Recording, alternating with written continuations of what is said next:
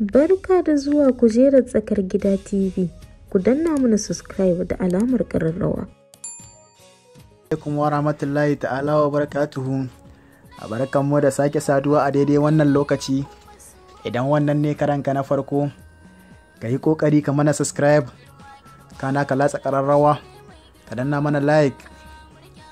A yau ne asirin wannan 'yan dandali ya tonu yayin da kujerar tsakar gida da yi bincike akan al'amarinta, wato ta tuzartar da ƙasar Nijar.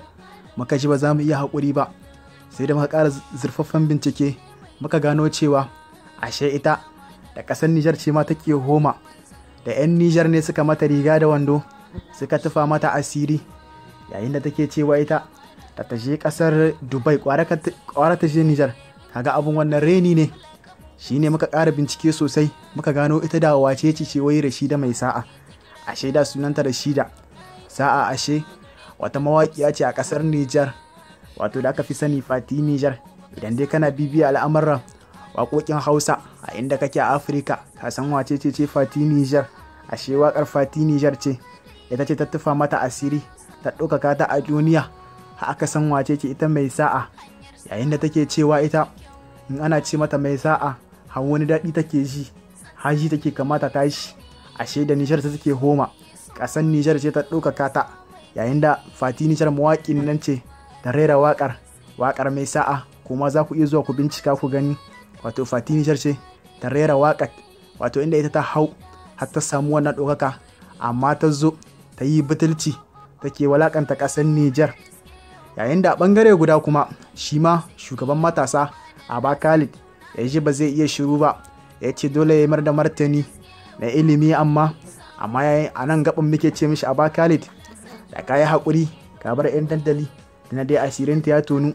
Ashe da ƙasar Nijar ce ma take homa, ƙasar Nijar ce ta ɗaukaka ta mata riga da wando a halin gada ake ciki. Sannan kuma akwai wani abu da yake faruwa cikin wannan satin, ga jawabi na Aba Khalid. Wata 'yan nanaye 'yan Najeriya ta yi furci mara daɗi akan 'yan Nijar, inda take cewa da ta yi Dubai gwara ta yi Nijar, kenan mi ta ɗauki Nijar kenan ita. Kuma sannan sau da yawa 'yan Najeriya sun fi gaya mana magana, sun rena mana ƙasanmu. Kun san me ya kawo wannan matsalan duka? Saboda muna taya ƙasar su neman kuɗi. Dukkan wannan laihin shugabancin namu na Nijar ne, kawai shugaba ne ba mu samu na gari ba. Wannan bazum ɗin Allah ya sa ya ji tausayin mu, Allah ya sa ya mana adalci, ya rage mana wannan huce-hucen da muke na ya wuce. Duk wanda muka je ƙasar su shi ya rena mu, sai ya gaya mana magana. Wannan 'yan nanaye 'yan kanuyut maganan da suka yi ya muni zahi. An yi kiraye mata da yawa sun yi kira na, ya kamata in yi magana akan abu. Wannan abu ba zan iya magana saman shi kai tsaye ba, saboda kun san siffar da nake da, kuma wannan matan 'yan kanuyut kinnan babu irin sharrin da ba za su iya maka ba. Saboda haka ana yi ana sarar ice ana duba bakin gatari, amma ba shiru zan yi ba, akwai bayani da zan yi na ilimi. Kuma in na ta yi Nijar hankali ya kwanta, insha Allah ta'ala, ba kyale su za mu yi ba, insha Allah ta'ala za mu yi musu raddi insha Allah. Saboda mu Nijar abin da ya sa su mutanen fina-finan nan suke zagin mu, saboda mu Allah ya riga ya ɗaukaka mu. Sau da yawa mutane suke ga kamar ba mu waye ba, saboda muna da musulunci, addinin musulunci ya shiga zukatanmu. Matanmu ba hutsararru ba ne, matanmu sun san darajar musulunci, sun san darajar aure, sun san darajar miji. Shi yasa kowace karya ta tashi ta yi magana akan 'yan Nijar. To amma tare da mu da iri-irinmu da matasa iri-irinmu, wallahi za mu sauya. Kuma ba za mu rasa abin da za mu faɗa ba. Mu alhamdulillah da Allah ya yi mu musulmai, kuma Allah ya yi mu 'yan Nijar. Dan ɗan Nijar babu inda ba san shi a duniya ba, da zaman lahiya da biyayya. Ɗan Nijar bai sata, bai shaye-shaye, bai bin mata.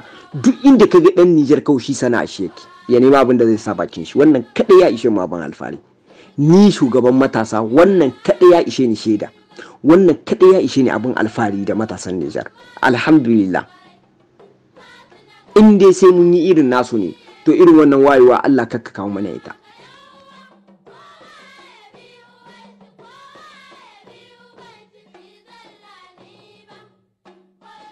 Barka da zuwa kujerar tsakar gida TV. Ku danna mana subscribe da alamar ƙararrawa.